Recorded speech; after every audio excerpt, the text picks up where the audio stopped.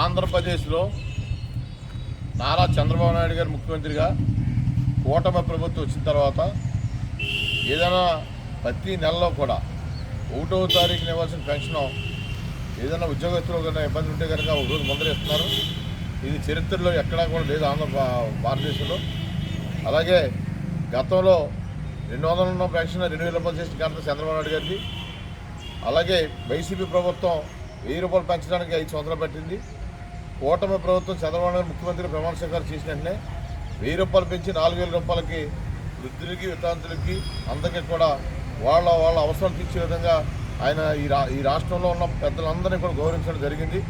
రాబోయే రోజుల్లో చంద్రబాబు నాయుడు నాయకత్వంలో ఎన్డీఏ ప్రభుత్వం, లోకేష్ బాబు గారు, పవన్ కళ్యాణ్ అందరూ కూడా ఈ రాష్ట్రాన్ని సమగ్రాభివృద్ధిగా తీసుకెళ్తున్నారు. పోలవరం ప్రాజెక్టు కానీ, అమరావతి రాజధానిగా కానీ, అలాగే అన్ని ప్రాజెక్టులు కూడా, అలాగే రైతుల విషయం చూసుకోండి.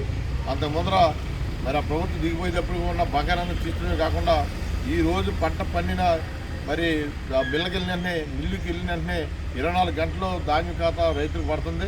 అంటే అది గొప్ప విషయం. ఈ రాష్ట్రం రవాణా రంగం కుదేలైపోయి రోడ్లను బాగలేనప్పుడు 840 కోట్లతో బూతులు పూర్తిగా ప్రజలందరికీ కూడా రవాణా సౌకర్యం కల్పించిన ఘనత చంద్రబాబు నాయుడు గారిది. ప్రతి విషయం కూడా సాగునీటి వినియోగ సంఘాలు మన ఎలక్షన్ జరిగింది.